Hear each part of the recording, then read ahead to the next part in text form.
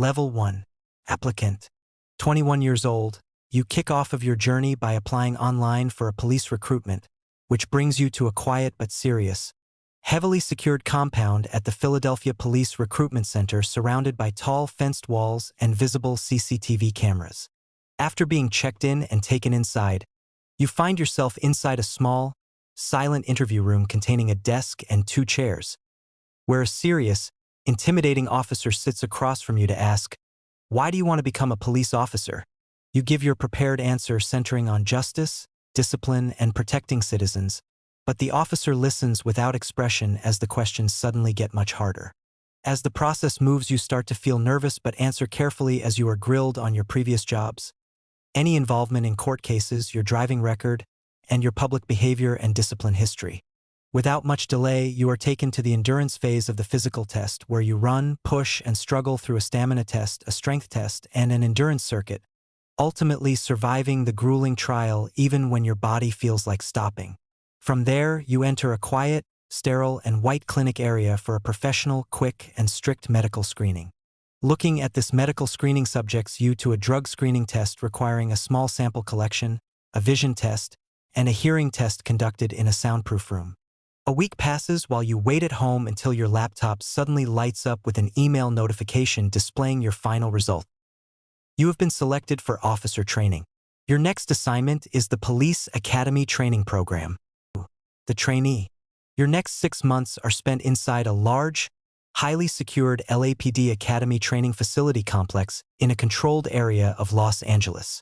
The daily routine allows no delay or excuses, starting with a 5 a.m. wake-up call followed immediately by intense physical training under strict instructor supervision where every movement is corrected, including running long-distance courses of 5 kilometers or more, strength circuits, stamina training, and formation drills. Following this physical exhaustion, details your transition into classroom training where you develop a more alert, structured mindset while studying criminal law basics, ethics and conduct, emergency response procedures, and communication and de-escalation skills.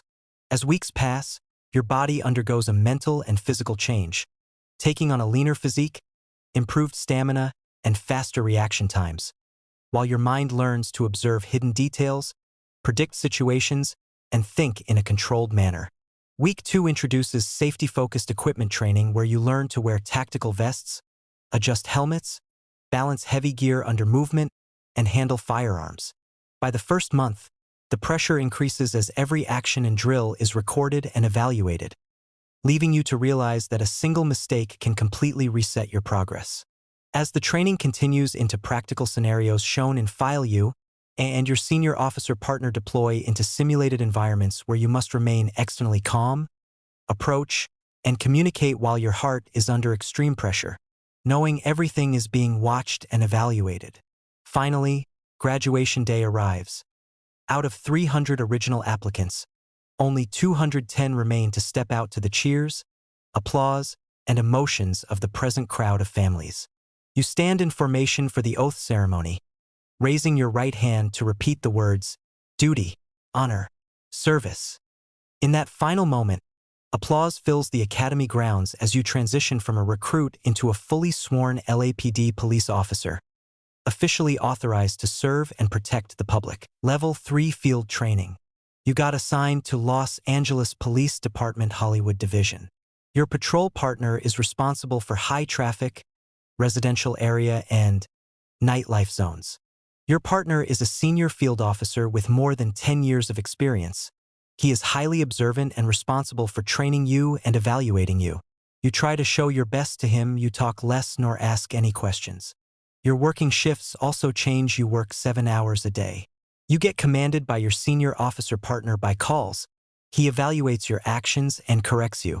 You interact with civilians usually during traffic stops or communication. You even interact with tourist shop owners and even suspects. You learn when to wait, when to act, and when to call backup. Your communication skill gets better. Once after one of your shifts, your senior field officer partner says to you, "You did fire out there, better than you think." After saying that, he leaves to the station and there is an utter silence as he leaves. That was his last shift with you and you never forgot those words. The very next day, you get your final report of evaluation by your field training officer. You pass and promote to a self-duty police officer. You also never mirror your field training officer again. Solo patrol officer. After completing field training program, you are officially assigned as a solo patrol officer in Los Angeles Police Department Hollywood Division. And from this point, there is no field training officer guiding your actions directly. You now operate independently while still being monitored by dispatch center shift sergeants and department supervisors through radio communication and performance reports.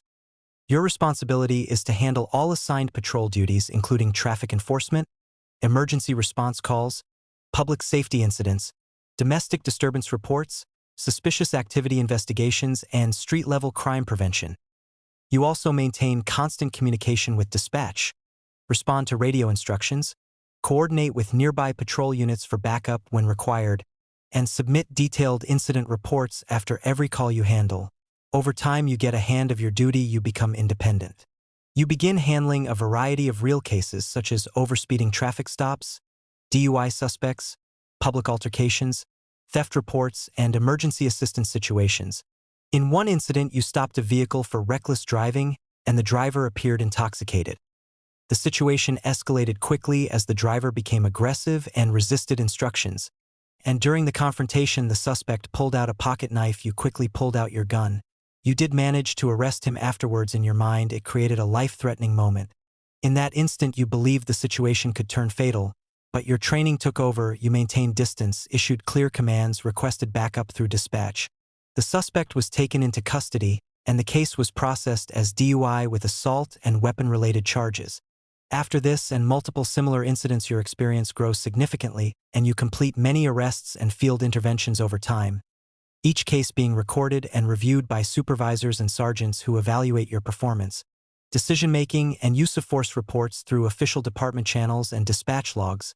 As months and years pass, you gain strong field experience, your reaction time improves, your judgment becomes more controlled, and after a long service period and accumulation of successful cases and evaluations, you are promoted to lieutenant, where you are now responsible not only for handling cases but also for guiding newer officers and maintaining operational standards in the field. You saved lives, you ruined lives, but you completed your duty. Level 5. Sergeant. After 10 years of grueling service on the asphalt, writing tickets and answering calls, you finally pass the promotional exam and get promoted to sergeant. You now carry the massive weight of managing a team of 6 to 12 officers who look to you for every major decision. This career shift drastically alters your mental status. The constant exposure to high-stress accidents and the heavy burden of leadership forces you to develop a hardened personality where you can never truly turn off your cop brain. Your work timing is brutal, demanding 60 to 70 hours a week of grueling, rotating 12-hour shifts that constantly flip between days and nights, completely shattering your biological clock. This punishing schedule takes a heavy toll at home. You had a bitter argument with your wife, who says you are changing into a cold, distant stranger who is never present and gives absolutely no time to your family. You know she's right. The job has changed you, making it impossible to leave the stress at the door. Yet, despite the emotional exhaustion, you have to bury your personal life the second you step into the precinct as the main supervisor running the shift. When a high-stakes situation hits the grid, your personal problems vanish, your voice becomes the law on the radio, and you throw out direct commands depending on the chaos. Once a massive pileup blocks a school zone during the morning rush, you command, Unit 3, shut down the main intersection by the high school and divert all buses down 4th Street. If a reckless driver is caught racing through a neighborhood, you order. And if a fatal accident requires investigation, you tell your team, Unit 2, lock down the perimeter and get the laser scanners out to map these skid marks.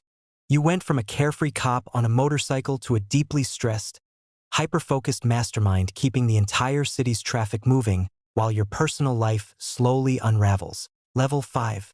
After years of service in the field, multiple evaluations, and successful operational performance, you are promoted to the rank of lieutenant in the Los Angeles Police Department. The promotion ceremony takes place at a formal departmental headquarters hall, where senior command staff are present, including captains, deputy chiefs, and senior administrative officers. You stand in formation with other promoted officers as your name is called. Your badge of rank is officially presented, and you are recognized as part of the department's leadership structure responsible for overseeing field operations and patrol divisions. Your daughter cheers for you standing in the crowd. As a lieutenant, you now operate as a supervisory officer between field units and higher command. Your responsibility includes monitoring multiple patrol teams, reviewing incident reports, analyzing crime data, and ensuring operational discipline across your assigned division. You regularly report to senior ranks such as captains and deputy chiefs, in meetings presenting detailed briefings that include crime statistics, response times, arrest records, and case summaries from your division. Your oversight includes serious cases such as homicide investigations, armed robbery incidents, gang-related activity, and organized theft patterns.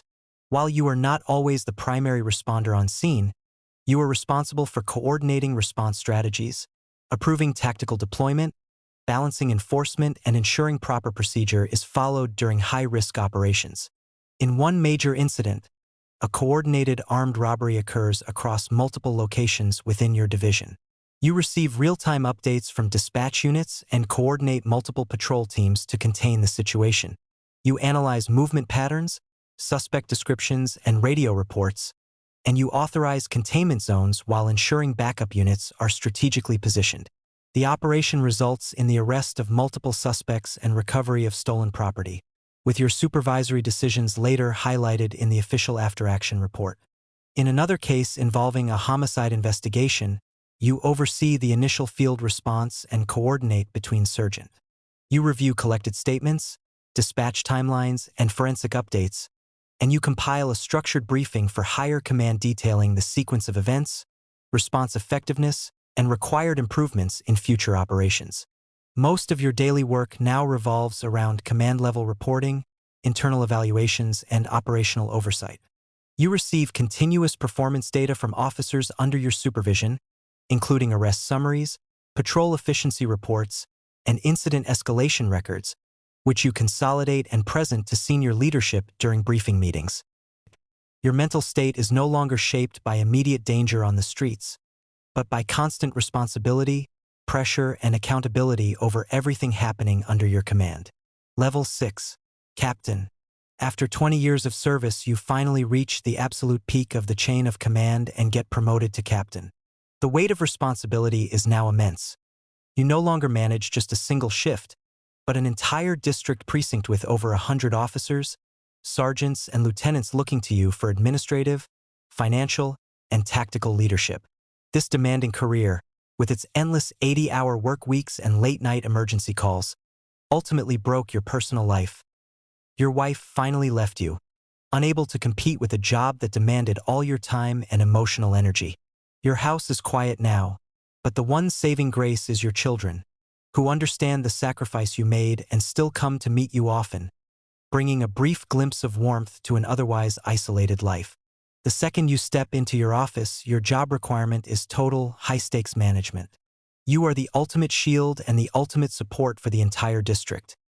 If any crime spikes, if a major investigation is botched, or if an officer uses excessive force on the streets, the public and the media don't blame the rookies, they blame you.